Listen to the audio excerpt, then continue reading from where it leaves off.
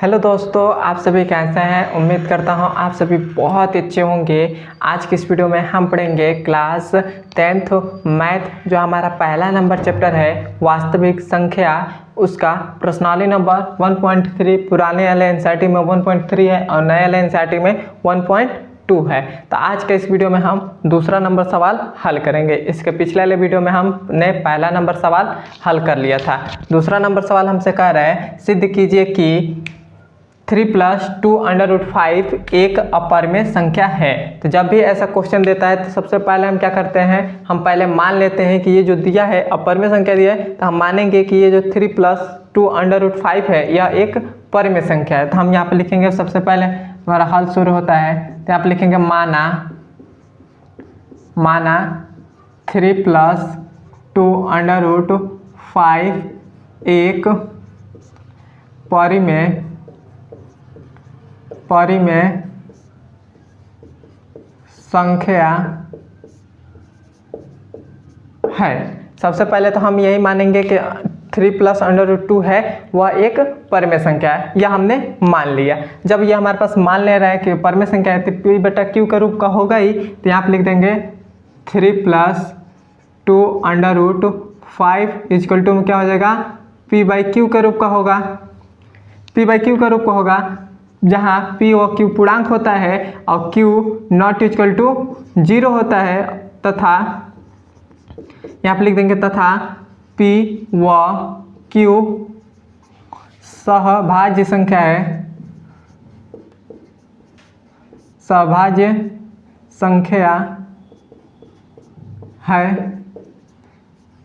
संख्या है मतलब इसका HCF जो है 1 है। तो अब हमने ये लिख दिया।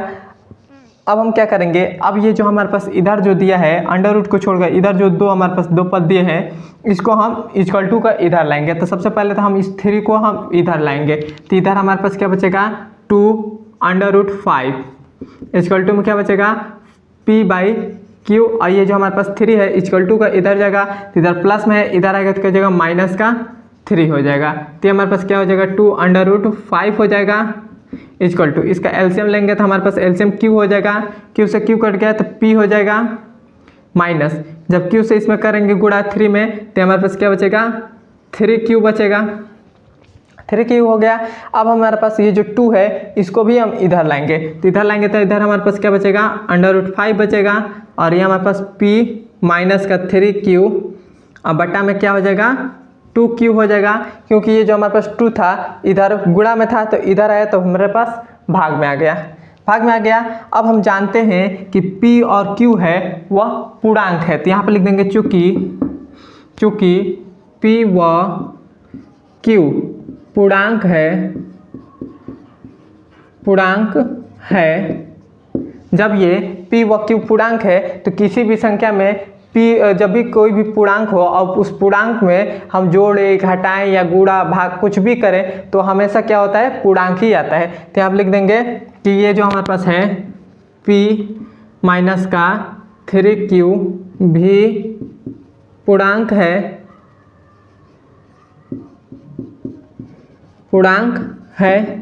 जब हमारे पास ये पूर्णांक है तो ये भी हमारे पास पूर्णांक होगा, क्योंकि q जो है q पूर्णांक है। तो q का जब भी पूर्णांक का 2 में गुणा करेंगे तो पूर्णांक भी आएगा। तो यहाँ पे लिख देंगे कि 2q भी पूर्णांक है। 2q भी पूर्णांक है। जब ये हमारे पास पूर्णांक है तो ये हमारे पास सभी ये पूर्णांक है। तो यहाँ पे लिख देंगे जब ये हमारे पास सभी पूर्णांक है तो ये क्या हो जाएगा, यह परिमेय संख्या हो जाएगा। तो यहाँ पे लिख देंगे p - 3q बटा में हो जाएगा 2q एक परिमेय संख्या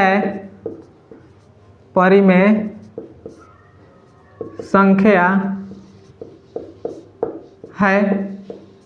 जब ये परिमेय संख्या है और हमारे ने इसे मान ले रहे हैं समीकरण नंबर 1, तो ये जो हमारे पास ये परिमेय संख्या और ये अपरिमेय संख्या है। तो हम यहाँ पे लिख देंगे समीकरण 1 में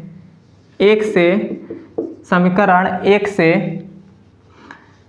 क्या है, √5 इजिकल टू नहीं √5 नहीं, यहाँ पे लिखेंगे ऐसे कि p - 3q बटा में 2q इक्वल टू √5 जो एक अपरिमेय संख्या है, अपरिमेय संख्या है, जो कि यह जो है वह एक अपरिमेय संख्या है। और जब हमने ये हमने यहाँ पर अभी हमने सिद्ध किया कि यह अपरिमेय संख्या है, और यहाँ पर हमारे पास समीकरण नंबर 1 से सिद्ध हो रहा है कि यह एक अपरिमेय संख्या है, तो यह हमारा पूर्व कथन गलत है। तो यहाँ पर लिख देंगे यह हमारी पूर्व कथन गलत है। अतः क्या हमने माना था 3 + 2√5 एक अपरिमेय संख्या है, अपरिमेय संख्या है, और यही हमारा आंसर हो जाएगा। अब हमने दूसरा नंबर सवाल हल कर लिया। अब हम चलते हैं इसके तीसरे नंबर सवाल पर। तीसरा नंबर सवाल में हमें 3 पार्ट दिए गए हैं, उन तीनों पार्ट को हल करेंगे और आज ही की इस वीडियो में हम 1.3 खत्म कर देंगे। तो आइए अब हम चलते हैं इसके तीसरे नंबर सवाल पर। यह हमारे पास तीसरा नंबर सवाल है। यह हमसे कह रहा है सिद्ध कीजिए कि निम्नलिखित संख्याएं अपरिमेय हैं। हमें 3 पार्ट दे दिए गए हैं, ये तीनों पार्ट को हमें सिद्ध करना है कि यह एक अपरिमेय संख्या है। तो हम कैसे करते हैं? सबसे पहले तो हम मानेंगे कि यह एक परिमेय संख्या है। तो यहाँ पर हम लिखेंगे हल में, इसको हम फर्स्ट पार्ट को हल कर रहे हैं कि माना 1/√2 एक परिमेय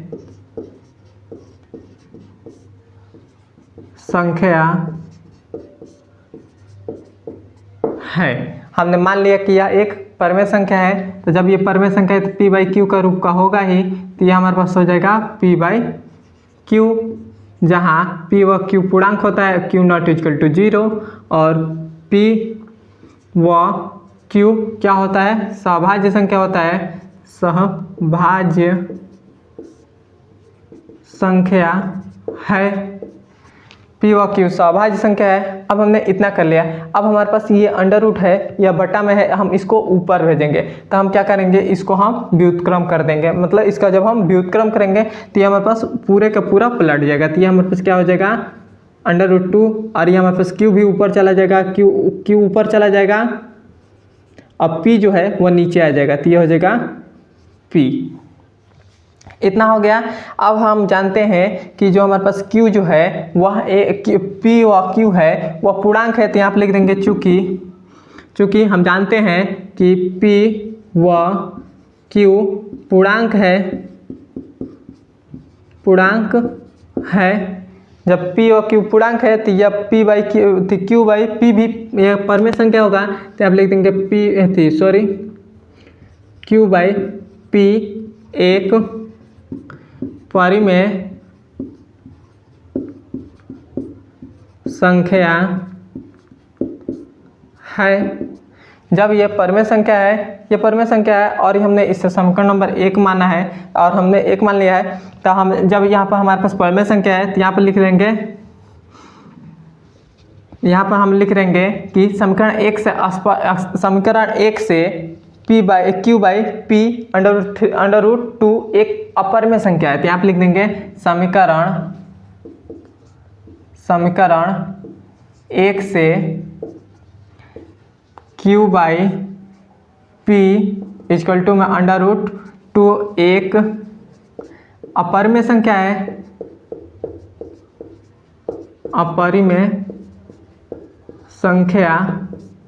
है। जब ये अपरिमेय संख्या है, और हमने यहाँ पर सिद्ध कर दिया अपरिमेय, यहाँ पर सिद्ध कर दिया परिमेय संख्या, तो हम यहाँ पर लिख देंगे यह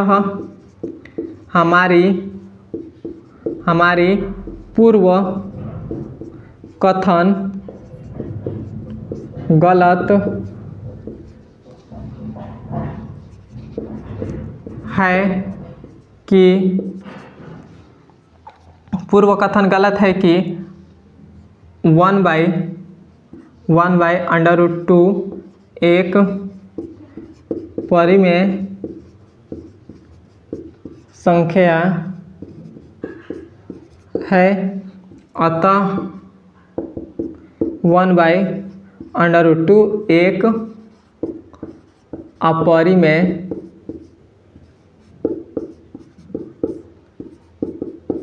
संख्या है, परिमेय संख्या, और ये हमारा आंसर हो जाएगा। यहाँ तक आपको समझ में आ गया है। तो अब हम चलते हैं इसके दूसरा नंबर सवाल हल करने, सेकेंड। अब हम दूसरा नंबर सवाल हल करेंगे। दूसरा नंबर है, तो दूसरे नंबर को सेम इसी प्रकार हल करेंगे। सबसे पहले तो हम मानेंगे कि यह एक परिमेय संख्या है, तो यहाँ पर लिखेंगे 7/5 एक परिमेय संख्या है। मान ले रहे हैं कि यह एक परिमेय संख्या है, तो जब ये परिमेय संख्या है तो p/q का रूप का होगा ही, तो हम यहाँ पे लिख देंगे 7/5 इक्वल टू में p/q का रूप का हो जाएगा, जहाँ p और q पूर्णांक है। अब q नॉट इक्वल टू 0 तथा p व q सहभाज्य संख्या है, सहभाज्य संख्या है। p व q सहभाज्य संख्या है। अब हमने इसको मान लिया है, तब हम क्या करेंगे, अब हम इस 7 है इसको हम इधर भेजेंगे, इक्वल टू के इधर भेजेंगे, तब हमारे पास क्या आ जाएगा 5 इक्वल टू p/7q हो जाएगा। ये हमारे पास हो गया। अब हम जानते हैं कि p व q पूर्णांक है, तो यहाँ पे लिख देंगे चूंकि p व q पूर्णांक है, जब ये पूर्णांक है तो ये भी हमारे पास पूर्णांक पूरा होगा, मतलब p और q पूर्णांक है, तो ये भी तो हमारे पास होगा p/7q पूर्णांक है, नहीं पूर्णांक नहीं, पूर्णांक ही जब है तो ये भी पूर्णांक होगा, तो ये p/7q परिमेय संख्या हो जाएगा, परिमेय संख्या है। जब ये परिमेय संख्या है और ये हमारे पास इधर परिमेय संख्या है, इधर अपरिमेय संख्या है, तो ये तो कथन गलत है। कभी भी परिमेय संख्या और परिमेय संख्या बराबर नहीं होता है। इसे हम मान ले रहे हैं समीकरण नंबर 1, तो यहाँ पे लिख देंगे समीकरण, चाहे यहीं पर हम लिख दे रहे हैं, इसी में हम दोनों सवाल हल कर ले रहे हैं। यहाँ पे लिख देंगे कि समीकरण 1 से p/7q एक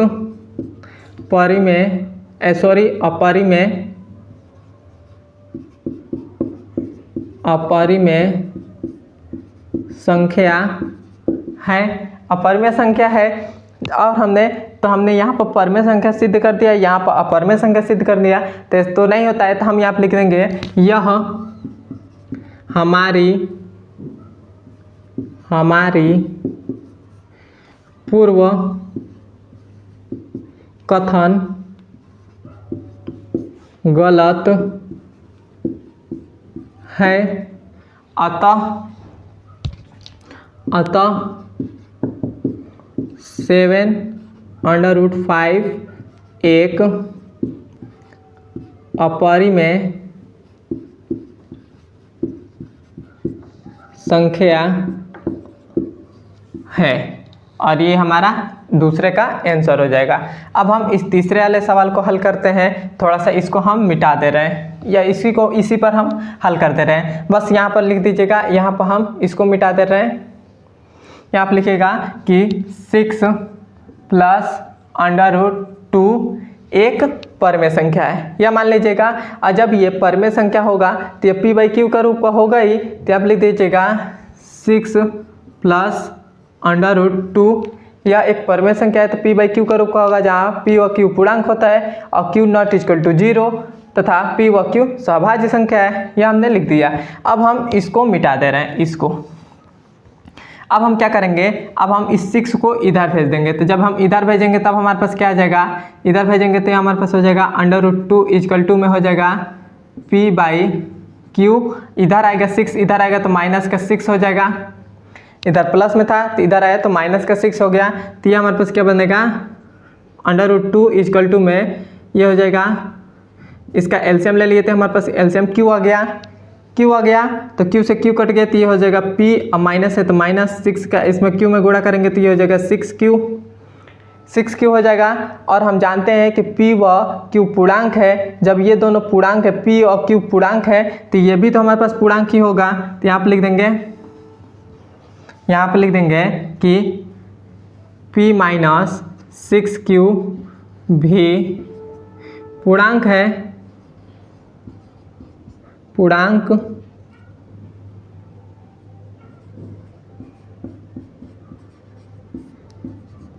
पूर्णांक है। जब ये भी पूर्णांक है तो हमारे पास ये जो पूरा होगा वो क्या हो जाएगा, वह परमेय संख्या हो जाएगा। तो यहाँ पर हम लिख रहे हैं इसके आगे, यहाँ से अब फिर से यहाँ आ जाइएगा तो यहाँ पर लिखेगा कि P - 6Q/Q एक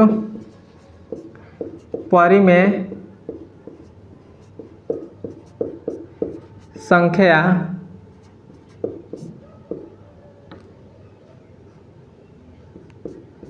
है, यह एक परमेय संख्या है। तो अब हमने परमेय संख्या है तो इसको हम मान ले रहे हैं समीकरण नंबर 1। अब हम लिखेंगे समीकरण 1 से